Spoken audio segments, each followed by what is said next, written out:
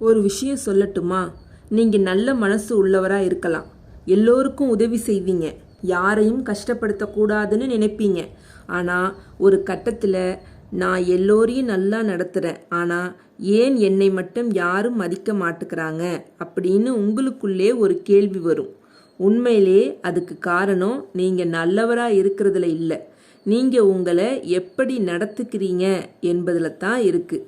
சில விஷயங்களை நாம் நல்லதுன்னு நினச்சி தினமும் பண்ணிக்கிட்டு இருப்போம், ஆனால் அதே விஷயங்கள் தான் கொஞ்சம் கொஞ்சமாக நம்மளோட வேல்யூவை குறைக்கும். அதனால் இந்த வீடியோவை ஸ்கிப் பண்ணாமல் ஃபுல்லாக பாருங்கள். ஏன்னா இந்த 7 விஷயங்களில் குறைந்தது ஒன்றையாவது நீங்கள் தினமும் பண்ணிக்கிட்டு இருக்க வாய்ப்பு இருக்குது. இப்போ நம்ம வீடியோக்குள்ளே போகலாம். ஃபஸ்ட்டு விஷயம் என்ன அப்படின்னா, எல்லோரிடமும் உங்களை எக்ஸ்பிளைன் செய்வதை நிறுத்துங்க. ஒரு நண்பர் உங்களை தவறாக புரிஞ்சுக்கிட்டாருன்னு வச்சுக்கோங்க. உடனே என்ன பண்ணுவோம்? இல்லை நான் அப்படி சொல்லலை, நீங்கள் என்னை தப்பாக புரிஞ்சுக்கிட்டீங்க, நான் அப்படி நினைக்கவே இல்லை அப்படின்னு நீண்ட எக்ஸ்ப்ளனேஷன் கொடுக்க ஆரம்பிச்சிடுவோம். ஒரு தடவை சொல்லலாம், ஆனால் ஒவ்வொரு விஷயத்துக்கும் உங்களை நீங்களே எக்ஸ்பிளைன் பண்ணிக்கிட்டே இருந்தீங்கன்னா ஒரு கட்டத்தில் நீங்கள் உங்களை பற்றி மற்றவர்கள் என்ன நினைக்கிறாங்கன்னு ரொம்ப அதிகமாக கவலைப்பட ஆரம்பிச்சிடுவீங்க. நினைவில் வச்சுக்கோங்க, உங்களை உண்மையிலே புரிஞ்சிக்க வேண்டியவர்கள் ஒரு எக்ஸ்பிளனேஷன்லே புரிஞ்சுப்பாங்க. புரிஞ்சிக்க விரும்பாதவர்களுக்கு நீங்கள் 100 எக்ஸ்பிளனேஷன் கொடுத்தாலும் போதாது. அதனால் சில நேரம் அமைதிதான் ஒரு பதிலாக இருக்கும். அமைதியாக இருப்பதும் ஒரு பதில். 2, எல்லோரையும் திருப்திப்படுத்த முயற்சி செய்யாதீங்க. இது ரொம்ப முக்கியமான விஷயம். நீங்கள் எல்லோரையும் ஹாப்பியாக வைத்திருக்க முயற்சி பண்ண ஆரம்பிச்சிங்கன்னா முடிவில் யார் அன்ஹாப்பியாக இருப்பாங்க தெரியுமா? நீங்கள் தான். ஒருத்தருக்கு இல்லைன்னு சொல்ல முடியாது. யாராவது உதவி கேட்டால் உங்களுக்கு வேலை இருந்தாலும் சரின்னு சொல்லிடுவீங்க. யாராவது கோபப்பட்டால் உடனே அவர்களை சமாதானப்படுத்த முயற்சி செய்வீங்க. கொஞ்சம் கொஞ்சமாக என்ன ஆகும்? மற்றவர்களோட ஃபீலிங்ஸுக்கு இம்பார்ட்டன்ஸ் கொடுக்குற அளவுக்கு உங்கள் ஃபீலிங்ஸுக்கு நீங்கள் இம்பார்ட்டன்ஸ் கொடுக்க மாட்டீங்க. நல்ல மனிதனாக இருக்கலாம், ஆனால் அதற்காக எல்லோருடைய அப்ரூவலும் உங்களுக்கு தேவையில்லை. சில நேரம் இல்லை, இப்போ என்னால் முடியாது என்று சொல்ல கற்றுக்கொள்ள வேண்டும். அது ஈகோ கிடையாது, அது நம்மளோட செல்ஃப் ரெஸ்பெக்ட்.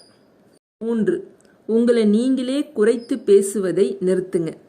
சில பேருக்கு ஒரு பழக்கம் இருக்கும், என்னால் முடியாது, நான் அவ்வளவு திறமைசாலி இல்லை, என்னால் இதெல்லாம் செய்ய முடியாது, அவங்கள மாதிரி நான் இல்லை, இப்படி நம்மளை நாமளே கம்பேர் பண்ணிக்கிட்டு இருப்போம். ஒரு விஷயம் புரிஞ்சுக்கோங்க, நீங்கள் உங்களை பற்றி எப்படி பேசுகிறீங்கன்னு உங்கள் மனசு கவனிக்கும். தினமும் என்னால் முடியாதுன்னு சொன்னால் ஒரு கட்டத்தில் உங்கள் பிரெயின் அதையே நம்ப ஆரம்பிக்கும். அதனால் இனிமேல் பிரச்சனை வந்தால் என்னால் முடியாது என்பதற்கு பதிலாக இது கஷ்டம், ஆனால் நான் கற்றுக்கிட்டு முயற்சி பண்ணுவேன் என்று சொல்லி பாருங்க. உடனே வாழ்க்கை மாறாது, ஆனால் உங்களை பற்றி உங்கள் பார்வை மாற ஆரம்பிக்கும். அதுதான் முதல் மாற்றம். 4, தேவையில்லாமல் எல்லோரிடமும் உங்கள் பர்சனல் விஷயங்களை சொல்லாதீங்க. இது கொஞ்சம் கஷ்டமான உண்மை. நம்மளுக்கு நெருக்கமானவர்கள்னு நினச்சி நம்முடைய problems, future plans, money matters, family issues எல்லாத்தையும் எல்லோரிடமும் சொல்லிடுவோம். ஆனால் நாளைக்கு அதே இன்ஃபர்மேஷன் நமக்கு எதிராக பயன்படுத்தப்பட்டால் நாம் தான் கஷ்டப்படுவோம். அதனால் எல்லோரையும் சந்தேகப்படுங்கன்னு நான் சொல்லலை, ஆனால் யாரிடம் என்ன பேசணும்னு என்ற ஒரு பவுண்டரி உங்களுக்கு இருக்கணும். உங்கள் வாழ்க்கையோட ஒவ்வொரு பக்கத்தையும் எல்லோரும் தெரிஞ்சிக்க வேண்டிய அவசியம் இல்லை. சில விஷயங்கள் உங்களுக்கும் உங்கள் வாழ்க்கைக்கும் மட்டும் சொந்தமானது. 5, உடனடியாக பதில் கொடுப்பதை நிறுத்துங்க. யாராவது உங்களை கோபப்படுத்துகிறாங்க, உடனே ரீப்ளை. யாராவது ஒரு மெசேஜ் அனுப்புகிறாங்க, உடனே ரீப்ளை. யாராவது உங்களை ப்ரொவோக் பண்ணுறாங்க, உடனே பேச ஆரம்பிச்சிடுறோம். இதில் ஒரு பிரச்சனை இருக்குது. எமோஷனில் கொடுக்குற ரெஸ்பான்ஸை பல நேரம் நம்ம லேட்டாக ரிக்ரெட் பண்ணுவோம். அதனால் அடுத்த முறை யாராவது உங்களை கோபப்படுத்தினா உடனே பதில் சொல்லாதீங்க. கொஞ்சம் நேரம் அமைதியாக இருங்க, யோசிங்க. நான் இப்போ பேசுகிறது ப்ராப்ளமை சால்வ் பண்ணுமா இல்லை இன்னும் பெருசாக்குமா அப்படின்னு உங்களையே கேளுங்க. சில நேரம் 5 செகண்ட்ஸ் சைலன்ஸ் உங்களை 5 டேஸ் ரீக்ரெட்டில் இருந்து காப்பாற்றும். நான் சொல்கிறது புரிஞ்சிருக்குன்னு நினைக்கிறேன். 6, உங்களை மதிக்காத இடத்தில் தொடர்ந்து உங்களை நிரூபிக்க முயற்சி செய்யாதீங்க. இந்த பாயிண்ட் கொஞ்சம் மனசுக்கு கஷ்டமாக இருக்கலாம். நீங்கள் ஒருத்தரிடம் நல்லா நடந்துக்கிறீங்க, அவர்களுக்கு உதவி செய்கிறீங்க, அவர்களுக்காக நேரம் செலவு செய்கிறீங்க, ஆனால் அவர்கள் உங்களை மதிக்கவே மாட்டுக்கிறாங்க. அப்போ நம்ம என்ன பண்ணுவோம்? இன்னும் அதிகமாக நல்லா நடந்துக்கிட்டு ஒரு நாள் என்னை புரிஞ்சுப்பாங்கன்னு எதிர்பார்ப்போம். ஆனால் எல்லா இடத்திலும் அப்படி நடக்காது.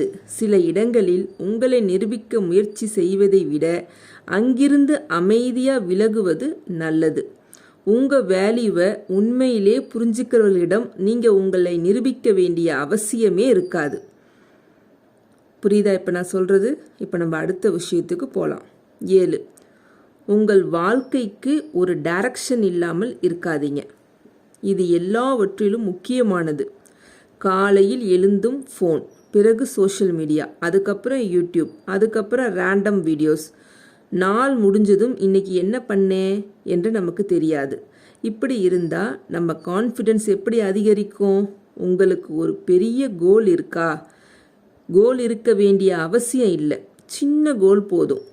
இந்த மாதம் நான் இதை கற்றுக்கொள்வேன், தினமும் 30 நிமிடம் இதற்காக செலவு செய்வேன், ஃபோன் யூசேஜை குறைப்பேன், என் உடம்பை கவனிப்பேன், என் ஃப்யூச்சருக்காக தினமும் ஏதாவது செய்வேன்.